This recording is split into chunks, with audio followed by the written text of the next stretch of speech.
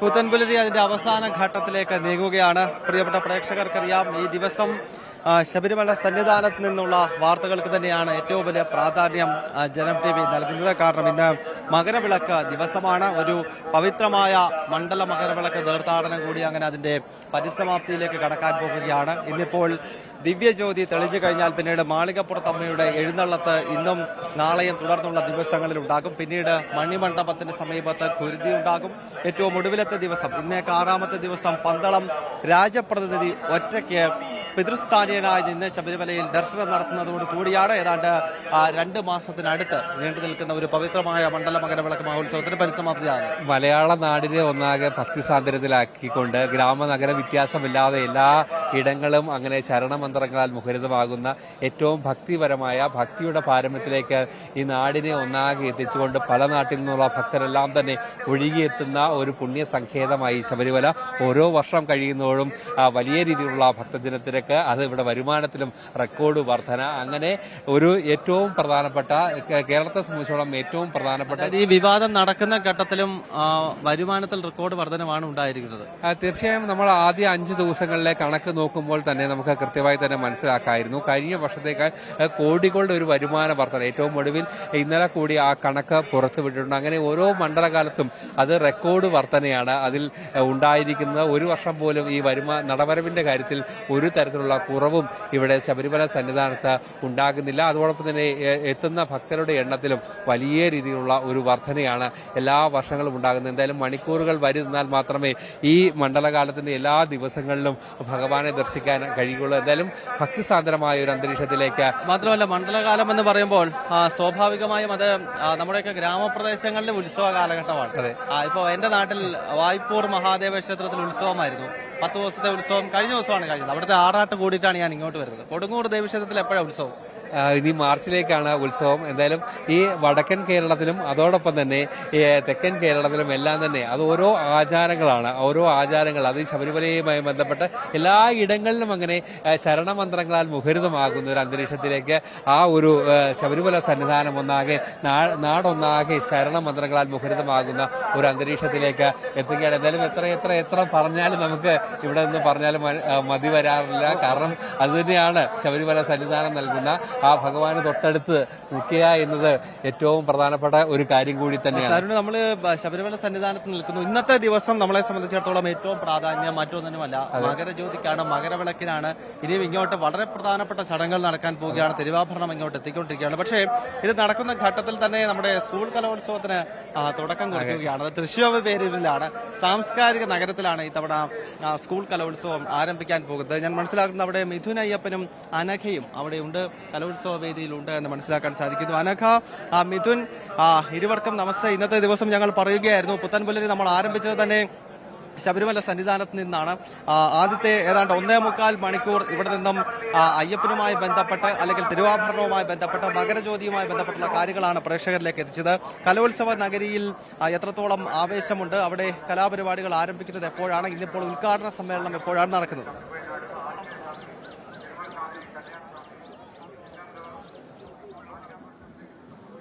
തീർച്ചയായിട്ടും ഗൗതം, സംസ്ഥാന സ്കൂൾ കലോത്സവത്തിന് തിരി തെളിയാൻ ഇനി അല്പം മണിക്കൂറുകൾ മാത്രമേ ബാക്കിയുള്ളൂ. നമ്മളിപ്പോൾ നിൽക്കുന്നത് പൂരത്തിന് പ്രൗഢിയേറിയിട്ടുള്ള, പൂരത്തിൻ്റെ പെരുമ ഏറിയ തൃശ്ശൂർ പേരൂരിൽ തന്നെയാണ് നമ്മളിപ്പോൾ നിൽക്കുന്നത്. അവിടെയാണ് ഇത്തവണ കലോത്സവം അതിഗംഭീരമായി നടക്കാനിരിക്കുന്നത്. അനഘ എന്നോടൊപ്പമുണ്ട്.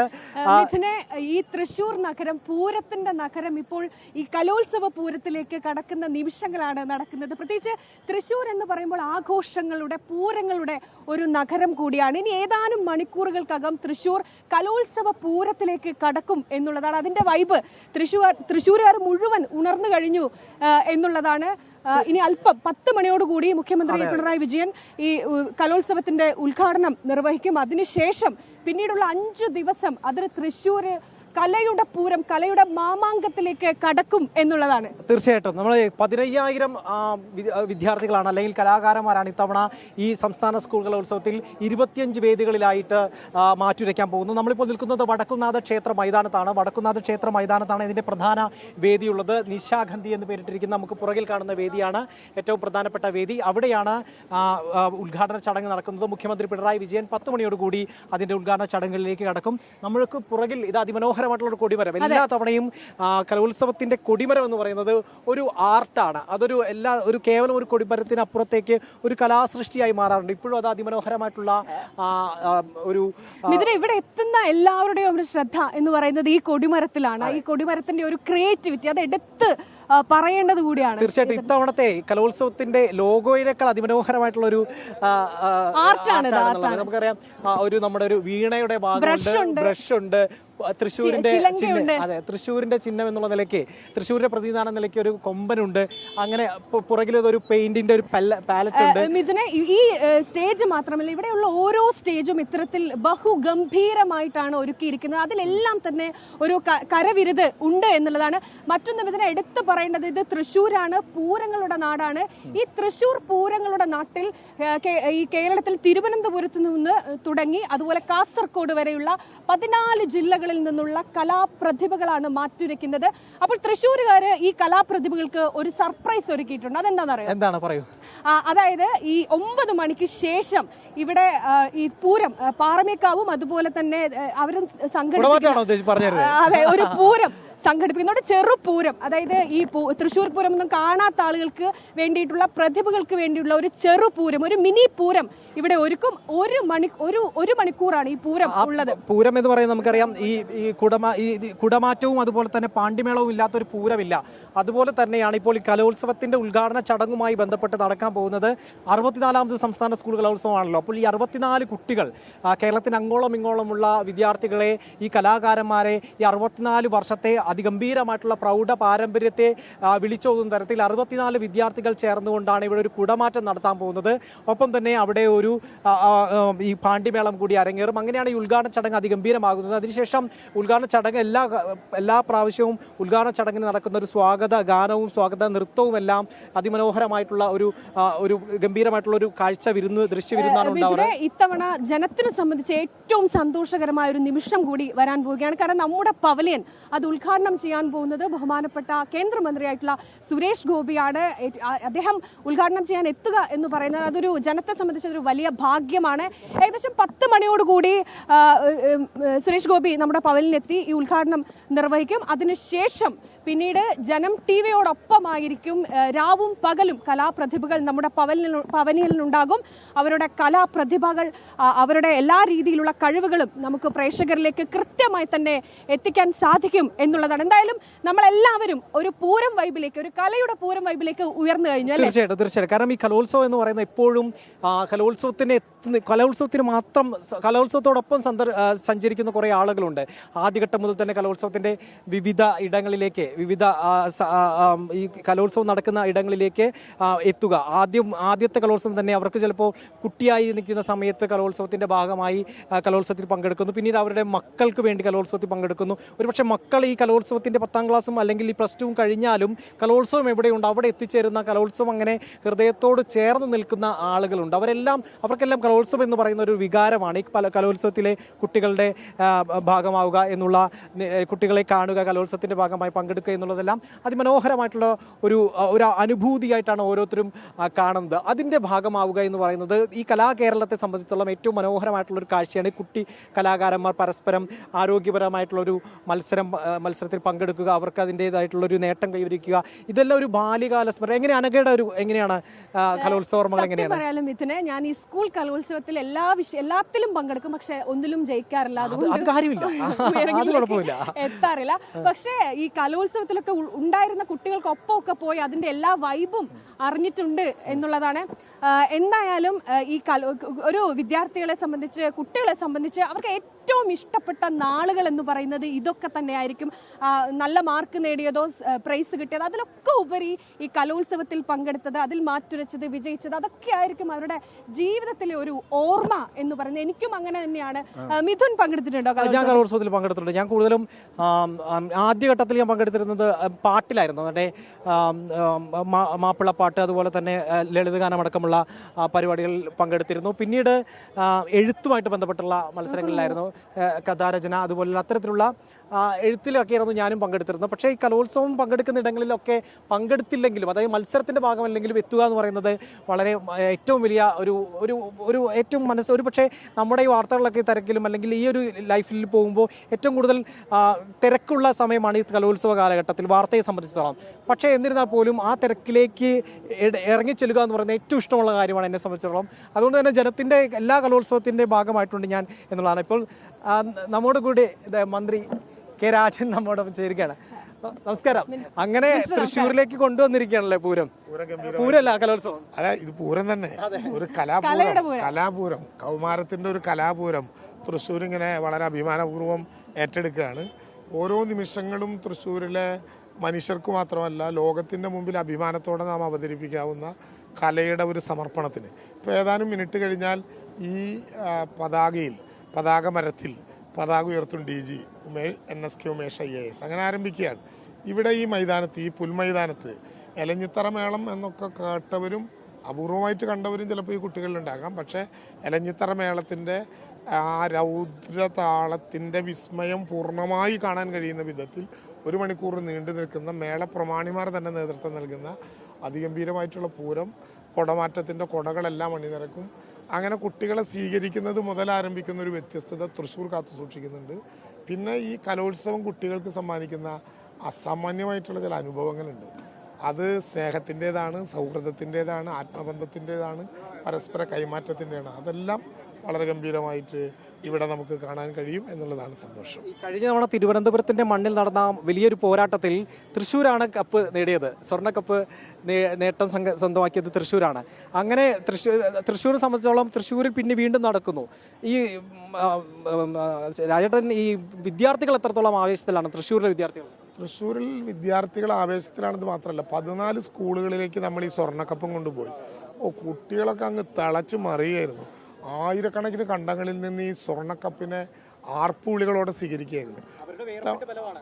അവരുടെ വേർപ്പാണല്ലോ യഥാർത്ഥത്തിൽ ഈ സ്വർണ്ണക്കപ്പ് തൃശ്ശൂരിലേക്ക് കിട്ടിയത്.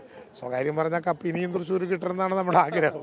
എങ്കിലും ഈ കലോത്സവത്തിൽ പങ്കെടുക്കുന്ന എല്ലാവർക്കും ഏതെങ്കിലും വിധത്തിലുള്ള അതിരുകളോ ഏതെങ്കിലും വിധത്തിലുള്ള തർക്കങ്ങളോ പ്രയാസങ്ങളോ ഇല്ലാത്ത വിധം തൃശ്ശൂർ വളരെ സേഫാണ്. എല്ലാവർക്കും വരാം. ഞങ്ങൾ ഓട്ടോകൾ പോലും കാണുമ്പോൾ 40 ഷീ ഓട്ടോകൾ ഉണ്ടാകണം എന്ന് നിർബന്ധിച്ചു. വനിതകൾ പിന്നെ ഓടിക്കുന്ന 40 ഓട്ടോകൾ. കാരണം ഒന്നിലും ഒരു പാതിരാത്രിയിലും പകലും പ്രയാസം ഉണ്ടാകരുത്. എല്ലായിടത്തും നല്ല മനോഹരമായിട്ടുള്ള വർണ്ണ വിളക്ക് വെളിച്ചങ്ങളോടെ നല്ല ദീപാലങ്കാര വിധാനങ്ങൾ അതിഗംഭീരമായിട്ടുണ്ട്. മിനിസ്റ്ററുടെ ഒരു കലോത്സവ ഓർമ്മകൾ എന്തെങ്കിലും ഉണ്ടോ? പിന്നെ ധാരാളം. സ്കൂൾ കാലത്ത് കഥാപ്രസംഗവും പ്രസംഗമായിരുന്നു. പിന്നെ ഒരു ഹൈസ്കൂളൊക്കെ ആയപ്പോഴേക്കും പ്രസംഗമായി. ജില്ലാ റവന്യൂ കലോത്സവത്തിലും സംസ്ഥാന സ്കൂൾ യുവജനോത്സവത്തിലുമൊക്കെ പങ്കെടുത്തതിൻ്റെയും സമ്മാനം കിട്ടിയതിൻ്റെ അനുഭവമുണ്ട്. സത്യത്തിൽ ഇതൊക്കെ കാണുമ്പോൾ ഒരു പഴയ ഗൃഹാതുരത്വം. ഇങ്ങനെ അലഞ്ഞു തിരിയലാണ് ഈ കലോത്സവത്തിൻ്റെ ഏറ്റവും പ്രധാനപ്പെട്ട. അവനവൻ്റെ പരിപാടി കഴിഞ്ഞാൽ പിന്നെ ഇങ്ങനെ അങ്ങ് നടക്കുക, എത്ര നേരം വേണമെങ്കിലും നടക്കാൻ ഇഷ്ടം പോലെ സ്ഥലമുണ്ട് തേക്കിൻകാട് മൈതാനി. കാണാൻ ഒരുപാട് സാധനം. എൻ്റെ അഭിപ്രായത്തിൽ കലോത്സവം നടത്താൻ ഏറ്റവും അനുയോജ്യമായിട്ടുള്ള സ്ഥലത്ത് ഈ വടക്കുന്നാഥ ക്ഷേത്ര മൈതാനമാണ്, തൃശ്ശൂരാണെന്ന് നമ്മൾ പറയും. കാരണം ഇവിടെ തന്നെ കഴിഞ്ഞ തവണ കലോത്സവം നടന്നപ്പോൾ ഇവിടെ 3 വേദികളുണ്ട്. കാരണം തെക്കേ നടയിൽ കൂടി ഉണ്ടായിരുന്നു. ഇത്തവണ നമ്മുടെ പുറകിലുണ്ട്, ഈ പാർക്കിന്റെ ഭാഗത്തുനിന്ന് 3 വേദിയുണ്ട്. ഇത്തവണയും 3 വേദിയുണ്ട്. വിദ്യാർത്ഥി കുറഞ്ഞ് നമ്മൾ എടുക്കാതിരുന്നത് ഇതിനിടയിൽ പാറമേക്കാവിലിൻ്റെ തിരുവമ്പാടിയുടെയും വേലയുണ്ട്. അത് കടന്നു പോകാനുള്ള സ്ഥലവും ഒക്കെ കൂടി കണക്ക് കൂട്ടിയിട്ടാണ്. പക്ഷേ വളരെ ഗംഭീരമാകുന്ന വിധത്തിൽ ബാനർജിയുടെ മുമ്പിലും CMSൻ്റെ മുമ്പിലും ഇവിടെയും 3 വേദികൾ തന്നെ അത്രയേ നമുക്ക് സാധ്യമാകുള്ളൂ. ബാക്കി പാർക്കിങ്ങും സൗകര്യങ്ങളൊക്കെ വേണം. ഈ സ്വരാജ് റൗണ്ട് ഈ തൃശ്ശൂരിൻ്റെ മാത്രം ഒരു പ്രത്യേകതയാണല്ലോ. സ്വരാജ് റൗണ്ടിന് ചുറ്റും ഇന്ന് വിളക്കുകൾ തെളിയും. ഇനി 5 ദിവസം വൈകുന്നേരം 10 മണി വരെ നൈറ്റ് ഷോപ്പിംഗ് ഉണ്ടാകും. രാത്രി നൈറ്റ് ഷോപ്പിങ്ങും കലോത്സവവും കണ്ടുപോയാൽ പിന്നെ യാത്ര ചെയ്യാനുള്ള വാഹനങ്ങൾ, രാത്രി വാഹനങ്ങളുണ്ടാകും. തൃശ്ശൂർ അങ്ങനെ ഒരു മേളത്തിമർപ്പിലങ്ങ് കയറുകയാണ്. ഇപ്പം നിങ്ങൾ കേട്ടോ, എല്ലാവിടെയും കുഞ്ഞു കൊച്ചു കൊട്ടുകളും സംവിധാനങ്ങളും അരങ്ങേറിയിട്ടുണ്ടാവും. വളരെ ഗംഭീരമായിട്ട് ആ കാര്യങ്ങളിൽ മുന്നോട്ട് പോകണം. ഒരു കാര്യം കൂടി, നമ്മളിപ്പോൾ ഈ സംഘാടനത്തിൻ്റെ തിരക്കിലാണെങ്കിൽ ഈ കലോത്സവത്തിൽ വന്ന് കാണാൻ ആഗ്രഹിക്കുന്ന ഒരു മത്സരം എല്ലാം ഒരുപോലെ ഇഷ്ടം, 249 ഒരുപോലെ ഇഷ്ടം. പുതിയ ഇനങ്ങൾ ഇപ്പോൾ എടുക്കുന്നില്ല. അതേ കലോത്സവ ഓർമ്മകളും കലോത്സവത്തിന്റെ സംഘാടനത്തിന്റെ സവിശേഷതകളെല്ലാം ആണിപ്പോൾ നമ്മോടൊപ്പം ചേരി. ഇപ്പോൾ നമ്മോടൊപ്പം പാറമേക്കാവ് ദേവസ്വത്തിന്റെ രാജേഷ് ഏട്ടൻ ചേരിയാണ്. രാജേഷ് ഏട്ടാ, പൂരം കഴിഞ്ഞൊന്ന് ഒതുങ്ങാന്ന് വിചാരിച്ചപ്പോൾ അതിനെ സംഭവിച്ചില്ല അല്ലേ? കുട്ടികളെ അടുത്ത പൂരം കുട്ടിപ്പൂരമായിട്ട് തൃശ്ശൂരിലേക്ക് വന്നിരിക്കുകയാണ്. അല്ല, അത് ഈ ഇത്ര വരുത്ത കുട്ടികൾ ഒന്നിച്ച് ചേരുന്ന ഒരു അവസരമാണ്. അതുമാത്രമല്ല, കാസർഗോഡ് മുതൽ തിരുവനന്തപുരം വരെയുള്ള ചെറിയ കുട്ടികളിവിടെ വരിക എന്ന് പറയുമ്പോൾ അവരെ രണ്ട് കൈയും കൊണ്ട് സ്വീകരിക്കുകയും തൃശ്ശൂരിൻ്റെ ഒരു ഫീലായിട്ടുള്ള ഇളഞ്ഞിത്ര പൂരത്തിൻ്റെ ഒരു ഫീൽ അല്ലെങ്കിൽ ഇളഞ്ഞിത്ര മേളം അവരുടെ മുമ്പിൽ പ്രദർശിപ്പിക്കുക എന്നുള്ള ഒരൊറ്റ ഉദ്ദേശത്തോടുകൂടിയാണ് ഇത് നമ്മൾ ആസൂത്രണം ചെയ്തിട്ടുള്ളത്. എത്ര കലാകാരന്മാർ? ഏതാണ്ട് 100 ചില്ലാനം കലാകാരന്മാരുണ്ടാവും. ഏകദേശം 1 മണിക്കൂർ. ഒരു മണിക്കൂർ തീർച്ചയായിട്ടും 1 മണിക്കൂറുണ്ടാവും. എന്തെങ്കിലും പ്രത്യേകതയുണ്ടോ? അത് പ്രത്യേകത എന്താ വെച്ചാൽ ഈ തിരുവമ്പാടിയുടെ മേളപ്രമാണിയായ ചെറുശ്ശേരി കുട്ടന്മാരും പാറമേക്കാവിൻ്റെ പ്രമാണിയായ കിഴക്കൂട്ട അനിയന്മാരും ഒരുമിച്ച് ചേരുന്നു എന്നുള്ളതാണ്. സാധാരണ പൂരത്തിനൊക്കെ 2 വിഭാഗത്തിനായിട്ട് മാറി നിൽക്കുകയാണ് ഇവർ ചെയ്യുക. ആ 2 വിഭാഗത്തിലെയും പ്രഗത്ഭന്മാരും ഒന്നിച്ച് ചേർന്നിട്ട് ഒരു വിരുന്നൊരുക്കുന്നു. കുട്ടികൾക്കായിട്ടുള്ള വരുന്നത് ഞാൻ പറയായിരുന്നു, ഞാൻ നോക്കുകയായിരുന്നു, നമ്മുടെ ഈ സ്ഥലം എന്ന് പറയുന്നത് തൃശ്ശൂർ പൂരം കണ്ടവർക്കറിയാം അതിമനോഹരമായിട്ടുള്ള ചടങ്ങുകൾ അരങ്ങേറുന്ന സ്ഥലമാണ്. കാരണം പാറമേക്കാവ് ഭഗവതിയുടെ പൂരപ്പുറപ്പാടാണ് എൻ്റെ അഭിപ്രായത്തിൽ തൃശ്ശൂർ പൂരത്തിലെ ഏറ്റവും അതിമനോഹരമായിട്ടുള്ള കാഴ്ച. കാരണം സർവാഭരണ വിഭൂഷിതയായിട്ടുള്ള പാറമേക്കാവ് ഭഗവതി ആ ചെമ്പട്ടണിഞ്ഞുകൊണ്ട് നമുക്ക് ഇടതുഭാഗത്ത് കാണുന്ന പാറമേക്കാവിൻ്റെ ഗോപുരനട തുറന്ന് ഗോപുരനടയ്ക്ക് പുറത്തേക്ക് ഇങ്ങനെ എഴുന്നള്ളുകയും 15 ഗജനിരയ്ക്ക് പുറത്ത് അതിമനോഹരമായിട്ടുള്ള കാഴ്ചയാണ് ആ ഒരു നടന്നുകൊണ്ടുള്ള ഈ എഴുന്നള്ളിപ്പിനോട് കൂടിക്കൊണ്ടുള്ള കുടമാറ്റം. അവിടെ ആ ഇടത്താണ് നമ്മളിപ്പോൾ അതേപോലെ തന്നെ പ്രൗഢഗംഭീരമായിട്ടുള്ള കലോത്സവം കൂടി അരങ്ങേറുന്നത്. തീർച്ചയായിട്ടും അതേ സ്പേസിലാണ് അത് ഒരുക്കിയിട്ടുള്ളത്. അത് തീർച്ചയായിട്ടും ഇവിടെ വരുന്ന എല്ലാവർക്കും അത് ആസ്വദിക്കാൻ സാധിക്കുന്നുള്ളത് തന്നെയാണ് ഞങ്ങളുടെ വിശ്വാസം. ഈ പൂരം കാണാത്തവർക്കും കൂടി അതൊരു വലിയ ഭാഗ്യമായിരിക്കും. തീർച്ചയായും അത് കാരണമാണല്ലോ ഒരുക്കുന്നത്. എന്താ വെച്ചാൽ ഈ പൂരത്തിന് എല്ലാവർക്കും ഇവിടെ എത്താൻ സാധിക്കില്ല. പ്രത്യേകിച്ച് ചെറിയ കുട്ടികൾക്കൊക്കെ ദൂരെ നിന്ന് വരാൻ ബുദ്ധിമുട്ടായിരിക്കും. അപ്പൊ അതിന്റെ ഒരു ഫീല് കുട്ടികൾക്ക് കിട്ടും. പ്രത്യേകിച്ച് തൃശ്ശൂർ ഇങ്ങനെ ഒരു കലോത്സവം നടക്കുമ്പോൾ പൂരം അവർക്ക് വേണ്ടി കൊടുക്കാൻ കഴിഞ്ഞില്ലെങ്കിൽ അതെന്തായാലും ഇന്നുണ്ടാവും. തൃശ്ശൂർ വരുന്നവർക്ക് പൂരം കാണാതെ എങ്ങനെ പോകാൻ കഴിയല്ലേ? അപ്പൊ പൂരത്തിന്റെ ഒരു മിനി പതിപ്പ് ഇപ്പൊ ഏതാണ്ട് നിമിഷങ്ങൾക്കുള്ളിൽ അരങ്ങേറും. ശരിയാണ്. രാജേഷനാണ്. രാജേഷൻ പാറമേക്കാവ് ദേവസ്വത്തിന്റെ പ്രസിഡന്റാണ്. നമുക്കറിയാം മിഥുൻ, നമുക്കിവിടെ എന്തായാലും ഈ തൃശ്ശൂർ ഈ നഗരം മുഴുവൻ ആളുകളൊക്കെ എത്തുന്നുണ്ട്. ആ നഗരത്തിന്റെ ഈ ഒരു തിരക്ക് നമുക്ക് എന്തായാലും പ്രേക്ഷകരിലേക്ക് കാണിക്കണം. ക്യാമറ ഒന്ന് പാൻ ചെയ്താൽ ഇവിടെയുള്ള മുഴുവൻ വിഷ്വലും നമുക്ക് പ്രേക്ഷകർക്ക് കൃത്യമായി എത്തിക്കാൻ സാധിക്കും. പൂരനഗരിയിലേക്ക് ഇങ്ങനെ തൃശ്ശൂരുകാർ ആളുകൾ ഇങ്ങനെ എത്തിക്കൊണ്ടിരിക്കുകയാണ് എന്നുള്ളതാണ്. ഇനി അല്പസമയം ഏകദേശം ഒരു 10 മണിയോടുകൂടി ആയിക്കഴിഞ്ഞാൽ ഇവിടെ മുഴുവൻ വലിയ തിരക്ക് അനുഭവപ്പെടുന്ന സാഹചര്യം ഉണ്ടാകുമെന്നുള്ളതാണ്. അതിന്റെ ഒരു എല്ലാ രീതിയിലും ആളുകളൊക്കെ എത്തിത്തുടങ്ങുന്നുണ്ട് എന്നുള്ളതാണ് അല്ലേ? തീർച്ചയായിട്ടും ഈ വടക്കുന്നാഥ ക്ഷേത്ര മൈതാനം അവിടെയാണ് നമ്മളിപ്പോൾ നിൽക്കുന്നത്. അവിടെയാണ് കലോത്സവം നടക്കുന്നത്. ഈ വടക്കുന്നാഥ ക്ഷേത്രത്തിന് ചുറ്റുമുള്ള ഈ സ്വരാജ് റൗണ്ട്, അതിനെ വടക്കുന്നാഥന്റെ പ്രദക്ഷിണ വഴി എന്നാണ് അറിയപ്പെടുന്നത്. ഈ പ്രദക്ഷിണ വഴിയും ഈ വടക്കുന്നാഥ ക്ഷേത്ര മൈതാനവുമെല്ലാം ഇനി കലയുടെ വലിയ പോരാട്ടം നടക്കുകയാണ് എന്നുള്ളതാണ്. കലയുടെ പോരാട്ടം എന്ന് പറയുന്നത് നമുക്കറിയാം എത്രത്തോളം മനോഹരമായിട്ടാണ് ഇവിടെ തൃശ്ശൂർ പൂരം നടക്കുന്നത്. അതിനേക്കാൾ മനോഹരമായി തന്നെ അല്ലെങ്കിൽ അതിനോട് കിടപിടിക്കുന്ന തരത്തിലുള്ള മത്സരങ്ങളാണ് നടക്കാൻ പോകുന്നത് എന്നുള്ളത്. നമുക്ക് നമ്മുടെ കുറച്ച് മേള കലാകാരന്മാർ കൂടി ചേരുന്നുണ്ട് എന്നുള്ളതാണ്. നമുക്ക് ചേരാം. നമസ്കാരം. ജനം ടി വിന്നാണ്. എങ്ങനെയാണ് ഇത്തവണത്തെ ഈ പൂരത്തിന്റെ അതേപോലെയുള്ള ഒരു മേളമാണ് ഇവിടെ നടക്കാൻ പോകുന്നത്? അതെ, അതേപോലെ തന്നെ തിരുവമ്പാടി പ്രമാണിയും പാറമേക്കാവ് പ്രമാണിയും കൂടിയിട്ട് നടത്തുന്ന ഒരു മേളം ഗംഭീരായിരിക്കും അല്ലേ? പിന്നെന്താ സംശയം? എത്ര കലാകാരന്മാരുണ്ട്? ഇതിപ്പോ ഒരു 100 ആളോളം ഉണ്ടാവും. ഈ പാണ്ടിമേളമാണ്. പാണ്ടിമേളം.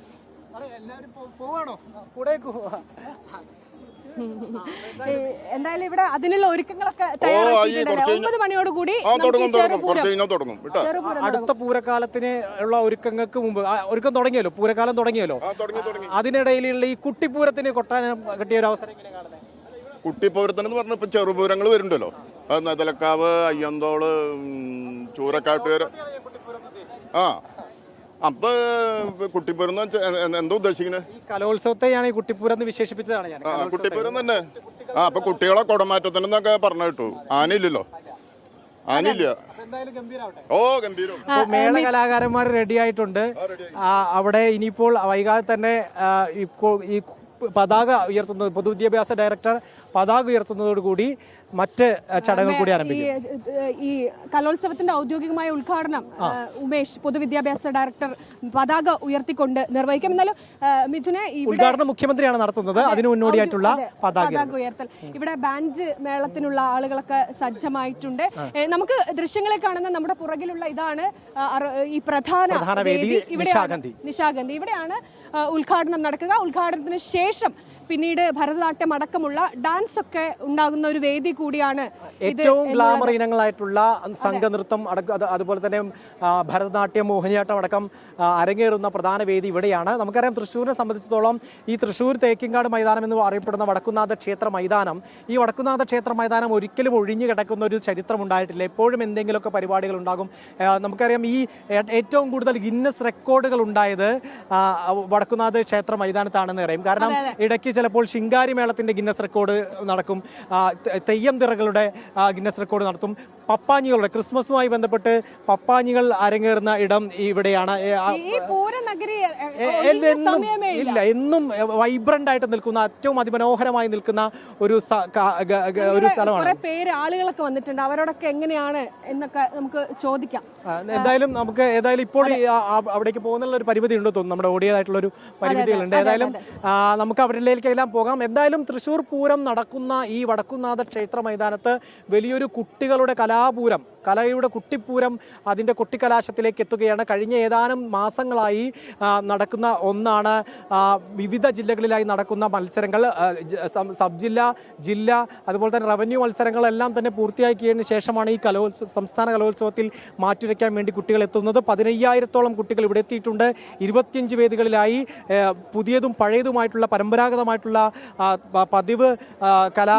ഇവിടെ ഏറ്റവും പ്രത്യേകത, സാധാരണ ഒരു വേദി കഴിഞ്ഞാൽ ദൂരെയായിരിക്കും മറ്റു വേദികൾ. ഇതൊക്കെ നഗരത്തിന്റെ ഒരു പരിധി ചുറ്റളവിൽ ഈ വേദികളൊക്കെ സജ്ജീകരിക്കും. ഞാൻ അതാണ് പറഞ്ഞത്, തൃശ്ശൂരാണ് ഇത് നടത്താൻ ഏറ്റവും അനുയോജ്യമായിട്ടുള്ള സ്ഥലം എന്ന് പറയാനുള്ള കാരണം എന്ന് പറയുന്നത് ഇതാണ്. കാരണം ഈ വടക്കുന്നാഥ ക്ഷേത്ര മൈതാനത്തിന്റെ 3 വേദികൾ ഇവിടെ നടത്താൻ പറ്റും എന്നുള്ളതാണ്. അതുപോലെ തന്നെ 3 വേദികൾ ഇവിടെ നടത്താൻ പറ്റും. തൊട്ടപ്പുറത്ത് CMS കോളേജ് ഉണ്ട്. അങ്ങനെ വലിയൊരു കാര്യം തന്നെയാണ്. കാരണം കുട്ടികൾക്ക് അങ്ങോട്ടും ഇങ്ങോട്ടും ഒരു ഓട്ടപ്പാച്ചിലില്ല. ഏറ്റവും സേഫ് ആയിട്ട് ഒരു നഗരപരിധിയിൽ ഇത്ര ചുറ്റളവിൽ ഇത്ര സ്റ്റേജുകൾ, 25 സ്റ്റേജാണ്, വേദികളാണുള്ളത്.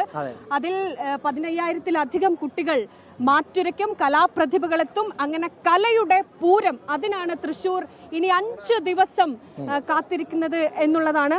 അല്ല മിഥുന, നമ്മോടൊപ്പം നമസ്കാരം, കിഴക്കൂട്ട് അനിയന്മാരാ നമ്മോടൊപ്പം ചേരുകയാണ്. ഇലഞ്ഞിത്തറ മേളത്തിൻ്റെ മേളപ്രമാണിയാണ്. ഇപ്പോൾ ഇലഞ്ഞിത്തറ മേളത്തിന് ശേഷം ഈ വടക്കുന്നാഥ ക്ഷേത്ര മൈതാനത്ത് വീണ്ടും ഒരു മേളത്തിന് തുടക്കം കുറിക്കുകയാണ്. കലോത്സവവുമായി ബന്ധപ്പെട്ട് ഇതിൻ്റെ ഭാഗമായി കഴിഞ്ഞത് എങ്ങനെയാണ് കാണുന്നത്? വളരെ നല്ലൊരു കാര്യമാണ്. വളർന്നു വരുന്ന കുട്ടികൾക്കുള്ള ഈ കലോത്സവം, അതിൽ പങ്കെടുക്കുന്ന 10-12,000 കുട്ടികളാണ് അതിൽ പങ്കെടുക്കുന്നത്. അപ്പോൾ അവരുടെ ഭാവി ഒരു പക്ഷേ ഈ മത്സരത്തിൽ കൂടി വലുതായി ലോകത്തിൽ അറിയപ്പെടുന്ന കലാകാരന്മായി വളരാൻ ഉള്ളൊരു സാഹചര്യമുണ്ട്. അപ്പോൾ അതിന് മുന്നോടിയായി അവർക്കൊരു പ്രോത്സാഹനമായിട്ടൊരു ഞങ്ങളൊരു മേളം അവതരിപ്പിക്കാൻ തീരുമാനിച്ചിരിക്കുകയാണ്. ഈ കലോത്സവത്തിന് ഇനിയുള്ള ദിവസങ്ങളിലും എല്ലാം ഭംഗിയായി നടക്കുവാനും ഇതിൽ പങ്കെടുക്കുന്ന എല്ലാവർക്കും ഞാൻ എൻ്റെ അഭിനന്ദനം അറിയിക്കുന്നു. എല്ലാവർക്കും എൻ്റെ ആശംസകൾ നേരുന്നു. ഞങ്ങൾ പറയരുത്, ഈ തൃശ്ശൂർ പൂരം നടക്കുന്ന ഏറ്റവും മനോഹരമായി നടക്കുന്ന, എപ്പോഴും വളരെ ആവേശമുള്ളൊരു സ്ഥലമാണ് ഈ വടക്കുന്നാഥ ക്ഷേത്ര മൈതാനം എന്ന് പറയുന്നത്. അവിടെ ഈ കുട്ടികളുടെ ഒരു പോരാട്ടം കൂടി നടക്കുന്നു. അതിൻ്റെ ഭാഗമായി ഇവിടെ ഇപ്പോൾ ഒരു പാണ്ടിമേളം അവതരിപ്പിക്കാൻ പോകുന്നു. എങ്ങനെയാണ് ഈ അവതരിപ്പിക്കാൻ പോകുന്ന പാണ്ടിമേളത്തെക്കുറിച്ചും അതൊന്ന് പറയാമോ? ഇവിടെ കാരണം നമുക്കറിയാം, തിരുവമ്പാടി, പാറമേക്ക വിഭാഗങ്ങളിലായിട്ട് നിൽക്കുന്ന മേളപ്രമാണികൾ ഒന്നിക്കുന്നു. അത് ഞങ്ങൾ രണ്ടും കൊണ്ട് ഒന്നിച്ച് വളരെ സമയം കുറച്ചുള്ളൂ. അത് കാരണം എരിഞ്ഞിത്തറ മേളത്തിനെ വരി ഉള്ള ദൂരം ഉണ്ടാവില്ല, 1 മണിക്കൂർ ഉണ്ടാവുള്ളൂ. അതിൽ ഒരുക്കി അവതരിക്കും. പിന്നെ വെച്ചാൽ ഈ വടക്കുന്നാഥൻ്റെ മണ്ണിലെ ഈ കലോത്സവം നടക്കാൻ സാധിച്ചത് ഭാഗ്യമാണ്. കാരണം എന്താ വെച്ചാൽ ലോകപ്രസിദ്ധമായ തൃശ്ശൂർ പൂരവും തൃശ്ശൂരിൻ്റെ തനിയുള്ള പുലിക്കളിയും നടക്കുന്ന ഈ മണ്ണിൽ ഈ വടക്കുന്നാഥൻ്റെ തിരുവീറ്റത്ത് ഈ കലോത്സവം നടക്കാൻ സാധിച്ചതും തൃശ്ശൂർക്കാരായി നമുക്കൊക്കെ എല്ലാം അഭിമാനിക്കാനുള്ള വകയുള്ളതാണ്. വളരെ നന്ദി. നമ്മോടൊപ്പം ഈ ഘട്ടത്തിൽ നമ്മോടൊപ്പം ചേർന്നത് കിഴക്കൂട്ട് അനിയന്മാരാണ് നമ്മോടൊപ്പം ചേർന്നത്. അത് പാറമേക്കാവിൻ്റെ പ്രസിദ്ധമായിട്ടുള്ള ഇലഞ്ഞിത്തറ മേളത്തിൻ്റെ മേളപ്രമാണിയാണ്. കഴിഞ്ഞ ഏതാനും വർഷങ്ങളായി അദ്ദേഹത്തിൻ്റെ നേതൃത്വത്തിലാണ് ഇപ്പോൾ ഈ കലോത്സവവുമായി ബന്ധപ്പെട്ട കലോത്സവത്തിന് മുന്നോടിയായി ഇവിടെ നടക്കുന്ന പാണ്ടിമേളം കൂടി അരങ്ങേറാൻ പോകുന്നത്. പാറമേക്കാവ് തിരുവമ്പാടി വിഭാഗത്തിൻ്റെ മേളപ്രമാണികൾ ഒന്നു ചേർന്നുകൊണ്ട് ഒരു അത്രയും വിശദമല്ലെങ്കിൽ കൂടിയും സമയപരിമിതി കൊണ്ട് തന്നെ ഒരു വലിയ അതിമനോഹരമായിട്ടുള്ള ഒരു മണിക്കൂറുണ്ട് തീർച്ചയായിട്ടും ഒരു മിനി പൂരം. അതെ, പാണ്ടിമേള ഈ ഇലഞ്ഞിത്തറ മേളം എന്ന് പറയുന്ന മണിക്കൂറുകൾ നീണ്ടു നിൽക്കുന്ന വലിയൊരു നാദ വിസ്മയമാണ്, നാദതാള വിസ്മയമാണ്. അതിൻ്റെ ഒരു ചെറിയ പതിപ്പ് ഇവിടെ അരങ്ങേറാൻ പോകുന്നു. അതിന് ചുറ്റുമായി 64 കുട്ടികൾ അരങ്ങേറുന്നു. ആ കുട്ടികൾ കുടമാറ്റത്തിൻ്റെ മറ്റൊരു വകഭേദം അവർ ഇവിടെ അവതരിപ്പിക്കുന്നു. തീർച്ചയായിട്ടും പൂരത്തിൻ്റെ മറ്റൊരു ചെറിയൊരു ആവിഷ്കാരം, കാരണം തൃശ്ശൂരിലെത്തുമ്പോൾ പൂരത്തിൻ്റെ ഒരു സ്മരണ പുതുക്കാതെ എന്തെങ്കിലും ഇവിടെ നടത്താൻ കഴിയുമോ? വടക്കുന്നാഥൻ്റെ അതുപോലെ തന്നെ ഈ 10 ഘടകക്ഷേത്രങ്ങളുടെയും എല്ലാം സ്മരണ ഉയർത്താതെ പാറമേക്കാവ് ശിവന്റെയും അതുപോലെ തന്നെ പാറമേക്കാവ് ഭഗവതിയുടെയും അതുപോലെ തന്നെ വടക്കുന്നാഥനിലെ മഹാദേവന്റെയും അതുപോലെ തന്നെ തിരുവമ്പാടി ദേവിയുടെയും എല്ലാം അത്തരത്തിൽ തിരുവമ്പാടി കൃഷ്ണന്റെയും എല്ലാം സ്മരണ ഉയർത്താതെ ഒരു ചടങ്ങ് ഇവിടെ നടത്താൻ കഴിയില്ല എന്നുള്ളത് യാഥാർത്ഥ്യമാണ്. അതിൻ്റെ എല്ലാം ഒരു വലിയൊരു വകഭേദം ഇവിടെ നടക്കാൻ പോകുന്നു. പറഞ്ഞോളൂ മിഥുന. എന്തായാലും നമ്മൾ ഇവിടെയുള്ള എല്ലാ ഒരുക്കങ്ങളും പ്രേക്ഷകരിലേക്ക് കൃത്യമായി എത്തിച്ചു കഴിഞ്ഞിട്ടുണ്ട്. ഇനിയിപ്പോൾ ബ്രേക്കിംഗ് ഹൗസിന്റെ സമയമാണ്. ഇനി അതിനുശേഷം ഇവിടെ ഒരു മിനി പൂരമുണ്ട്, അത് നമുക്ക് പ്രേക്ഷകരിലേക്കൊക്കെ എത്രയും പെട്ടെന്ന് തിരിച്ചു വരാൻ ഡെസ്കിലേക്ക് പറയാം അല്ലേ? ഇവിടെ അത്രയും മനോഹരമായി നിൽക്കുകയാണ്, അത്രയും ആവേശത്തിലാണ് തൃശ്ശൂർ പേരൂർ. എന്തായാലും ഒരു ഇടവേളയിലേക്ക് പോവുകയാണ് എന്നാണ് കരുതുന്നത്. അതെ അതെ അതെ. ഇനി ശബരിമല വാർത്തകളുണ്ട്. അങ്ങനെ വാർത്തയുടെ ഒരു വലിയ നിര ഇന്നത്തെ ദിവസം നമുക്കുണ്ട് പ്രേക്ഷകർക്ക് കൊടുക്കാൻ. വാർത്തയുടെ ഒരു സദ്യ തന്നെ പ്രേക്ഷകർക്ക് കൊടുക്കാനുണ്ട് എന്നുള്ളതാണ്. അതിന് അധികം വൈകാതെ തന്നെ നമുക്ക് ഈ പൂരം അതും കൂടെ പ്രേക്ഷകരിലേക്ക് എത്തിക്കണം. അതെ.